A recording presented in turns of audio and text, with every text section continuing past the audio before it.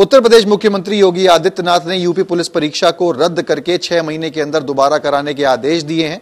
जहां एक तरफ यूपी परीक्षा बोर्ड और अन्य सरकार के मंत्री लगातार इस दावे को खारिज कर रहे थे कि किसी तरीके का पेपर लीक हुआ, वहीं दूसरी तरफ आज तक ने तथ्यों के आधार पर लगातार रिपोर्टिंग करी कि कैसे पेपर लीक के साक्ष्य सामने आ रहे हैं। अब ये डिसीजन तो आ चुका है सरकार का। इस पर बात करने के लिए हमारे साथ मौजूद हैं ऐसे कोई स्टूडेंट्स जिन्होंने एग्जाम दिया था, पहले परेशान थे, अब थोड़े खुश हैं। वो टीचर जिन्होंने लगातार इन तथ्यों को यूपी परीक्षा बोर्ड पर ले जाने तक का काम किया था और साथ ही साथ इन साक्ष्यों को लखनऊ में जाके प्रदर्शन करके बोर्ड को सौंपने का काम किया था। कुछ लोग हैं बात करने के लिए हमारे साथ। क्या नाम है आपका? सर, मेरा नाम गुरमीत सिंह है। ये बताइए कि अब तो जो मांग कर रहे थे आप लोग दोबारा री एग्जाम की, वो तो हो गया है। कैसा रहा है पूरा एक्सपीरियंस और कैसे देखते हैं इन पूरी चीजों को जो पिछले 3-4 दिनों में घटी है? सर, स्टार्टिंग में तो जैसा हम लोगों ने जब सुना था कि लीक हो गया पेपर, बहुत दिल टूट गया था, सब लोग बहुत परेशान थे। बट हमारे टीचर ने हम लोगों को बहुत भरोसा भी दिया और साथ में हम लोगों के साथ रहे और हर समय मोटिवेट किया कि हम लोगों को इंसाफ मिलेगा और साथ में जिस तरीके से हमारी बात आगे तक पहुंचाई गई, सबने बहुत ही अच्छा निर्णय लिया और हम लोग काफ़ी ज़्यादा संतुष्ट हैं और काफ़ी ज़्यादा खुश भी हैं इस निर्णय से कि हम लोगों को और समय भी मिल गया तैयारी करने का। प्लस जो हुआ है बहुत अच्छा हुआ है और थैंक यू। आपदा में अवसर कहीं ना कहीं आपने भी ढूंढ लिया है कि और टाइम मिल गया आपको तैयारी करने का। क्या नाम है आपका? राधा देवी मेरा नाम। ये बताइए कि आपने तैयारी करी थी, एग्जाम कैसा हुआ था? एग्जाम अच्छा हुआ था मेरा। लेकिन उसके बाद पेपर लीक की खबरें सामने आई, कैसा महसूस कर रही थी तब और क्या परिस्थितियां आपके सामने आई? जब पेपर लीक हुआ तब मतलब पता चला कि लीक हो गया है, उसके बाद ऐसा लगा कि मतलब हम लोगों का कुछ नहीं हो सकता है, क्योंकि हम लोग मेहनत से गए अंदर और जो मतलब नकल लेके गए उनका तो होएगा। हम लोग तो पहले कंपटीशन से बाहर हैं। और क्या मन में चल रहा था तब? मन में तो ये चल रहा था कि मतलब मम्मी है मेरी, पापा नहीं है मेरे, तो घर में बहुत मतलब ज़बरदस्ती मैं पढ़ रही हूँ एक तरीके से। कोई मतलब सपोर्ट नहीं है मेरा मम्मी के सिवा। और उसके बाद में जब ये हो जाता है तो परेशान हो गई थी हैं? Yes sir. अब कैसा लेकिन लग रहा है? अब अच्छा लग रहा है, मुझे चांस मिला है और अब और दोगुनी मेहनत करेंगे हम लोग। आपका क्या नाम है? सर, मेरा नाम काजल सिंगर है, मैं औरैया से हूँ। और ये से आप यहाँ पे कोचिंग लेने आती है, कई घंटों का सफर है यहाँ पे, कैसा महसूस कर रही हैं आप कि सरकार ने दोबारा एग्जाम जो है उसके कराने के आदेश दे दिए हैं? आपका कैसा पूरा लगा कि ये पेपर लीक हुआ, फिर उसके बाद आप लोगों ने मांगे रखी, तब आपके मन में क्या चल रहा था? मैं सर यहाँ रेंट पे रहती हूँ। मुझे री एग्ज़ाम का सुन के तो बहुत अच्छा लगा है, मुझे मौका मिला और अच्छे से पढ़ाई करेंगे। लेकिन जब पता चला पेपर लीक हो गया है, हाँ थोड़ा बहुत तो नहीं लेकिन बहुत बुरा लगा था कि अब हम फाइनल मिनट तक नहीं पहुँच पाएंगे, क्योंकि सर मैंने अपनी फिजिकल की तैयारी भी पूरी कर रखी थी। एग्ज़ाम भी बहुत अच्छा था, स्कोर भी ठीक था, लेकिन उतना तो नहीं, लेकिन 150 नंबर लेके आए। बाकी सर अब री एग्ज़ाम का नोटिफिकेशन आ गया है तो अब तो अच्छे से तैयारी करेंगे, बहुत अच्छी पढ़ाई करेंगे। ये बताइए कि आप लोगों को लगता है कि सरकार अब दोबारा एग्जाम जब कराएगी 6 महीने में, क्या विश्वास है कि ढंग से करा पाएगी या फिर से इस तरीके की चीजें सामने ना आए?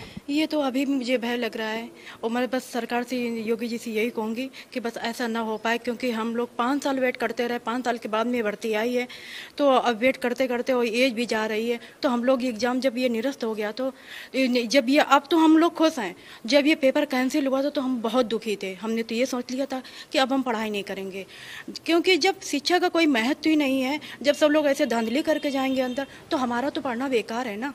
हम तो घर छोड़ करके दिवाली हो या होली हो, कई वर्षों से त्यौहार तो हम यहीं बाहर ही रह के कर रहे हैं, तो मैं तो बहुत ही नर्वस थी। लेकिन आज एग्ज़ाम ये मतलब हो करके कि 6 मंथ में होगा, आगे हमें चांस मिला, लेकिन हम खुश तो हैं, पर अभी भी हम सरकार से गुजारिश ये करते हैं कि धांधली आगे ना हो पाए। ये मेन सबसे बड़ा मुद्दा है। आपका क्या नाम है और आपने एग्जाम दिया तो फिर आए जब पता लगा कि एग्जाम लीक हो गया है, क्या चल रहा था मन में? मेरा नाम रुद्र प्रताप सिंह है और उन्नाव का रहने वाला हूँ और मैं भैया की कोचिंग में 2019 से जुड़ा हुआ हूँ।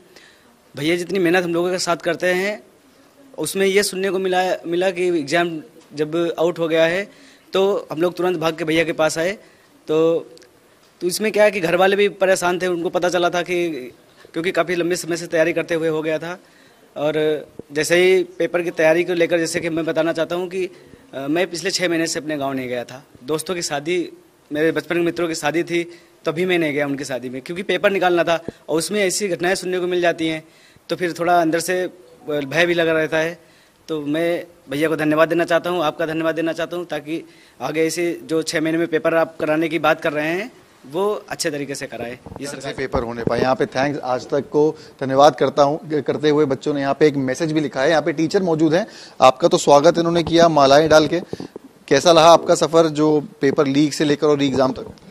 पेपर लीक होने के बाद जब मैंने पहली बार आवाज़ उठाई तो मेरे घर वाले, मेरे चाहने वाले, मेरे दोस्तों ने मना किया कि सरकार का रवैया ऐसा है, अगर आप सरकार के प्लीज जाते हैं हो सकता है आपका कोचिंग का लाइसेंस कैंसिल हो जाए, हो सकता है कि आपको साथ कुछ भी हो जाए। लेकिन मैंने कहा नहीं, मैं सच्चाई के साथ हूँ और मैं बहुत मेहनत से पढ़ाता हूँ, बच्चों के साथ सारे त्यौहार मनाता हूँ। कोई बच्चा फीस देने में असमर्थ हो तो मैं ऐसे भी पढ़ाता हूँ कि सिलेक्शन के पास आप फीस दे सकते हैं।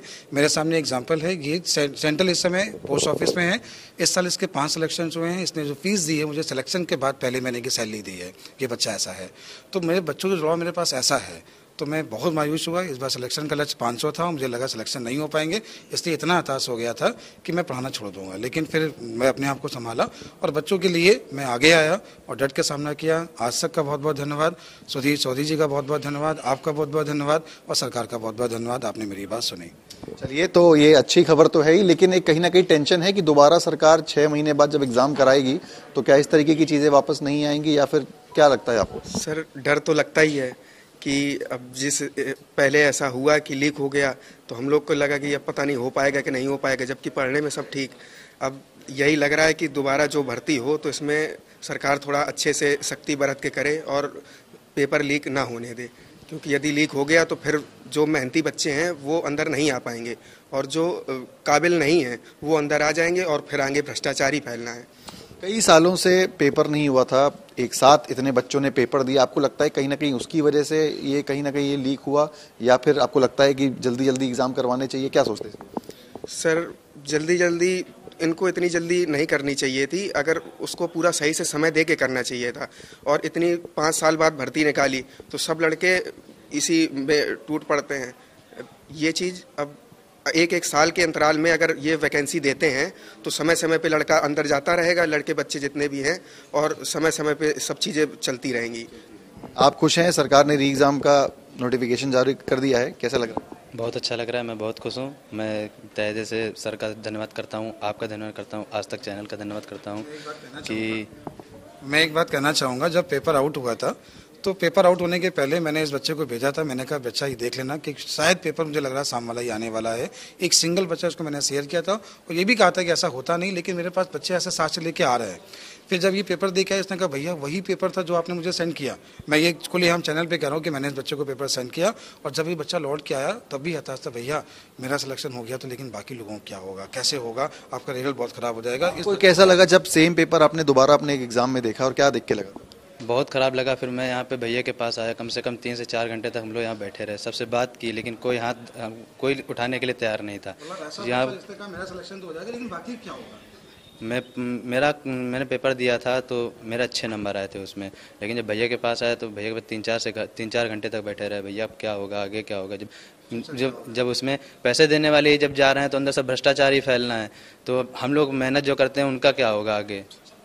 ठीक है, बहुत बहुत धन्यवाद हमसे बात करने के लिए। तो ये थे कुछ स्टूडेंट्स और टीचर जो कहीं ना कहीं सरकार को भी अब धन्यवाद कर रहे हैं, लेकिन कहीं ना कहीं एक चिंता भी जता रहे हैं कि क्या जब अगले 6 महीने के अंदर एग्जाम होता है तो क्या वो सही तरीके से हो पाएगा, या फिर उसमें भी कहीं ना कहीं उन्हें इन सभी चुनौतियों का सामना करना पड़ेगा। ये सरकार के लिए अपने आप में एक बड़ा टास्क है, बड़ा चैलेंज है। फिलहाल जो लोग हैं वो खुश नजर आ रहे हैं और धन्यवाद कर रहे हैं सरकार को, आज तक को, जिन्होंने प्रबुद्धता से ये मुद्दा उठाकर लोगों में ये बात पहुंचाई। वीडियो